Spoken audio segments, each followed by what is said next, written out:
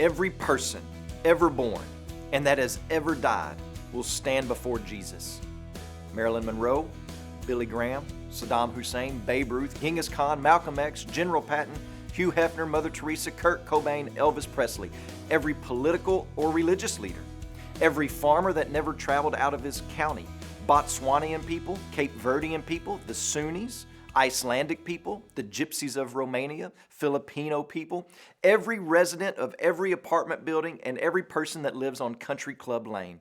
Billions and billions of people will hear the voice of the Son of Man, and their dead, decomposed bodies will in some way come back to life. Their faculty of hearing will be restored by the word of Jesus, and they will come out of their graves. Their bodies will be reassembled, and they will stand before the Almighty King. No one escapes this. Welcome to Life Words Day by Day. John chapter 5, verse 28. An hour is coming when all who are in the tombs will hear his voice and come out.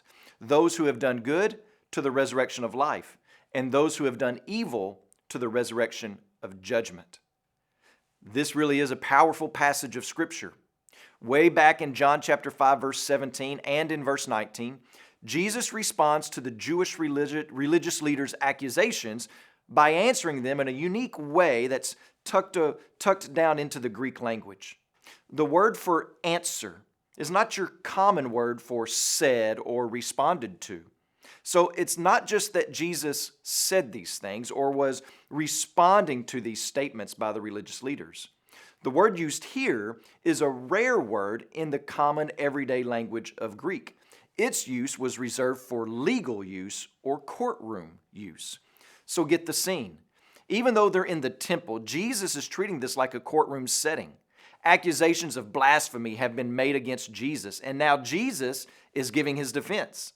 In this scenario, he's the lawyer giving his closing statements, justifying his action of healing a crippled man that started this whole scene way back at the beginning of John chapter 5. And look at what Jesus says in verse 27. He says, "Boys, you've brought me into this courtroom for these proceedings, but what you don't realize is that I'm actually the lawyer and the judge. I don't have to justify myself to you. You need to justify yourself before me because there is coming a day when all will stand before me." Dead, decomposed bodies will in some way come back to life.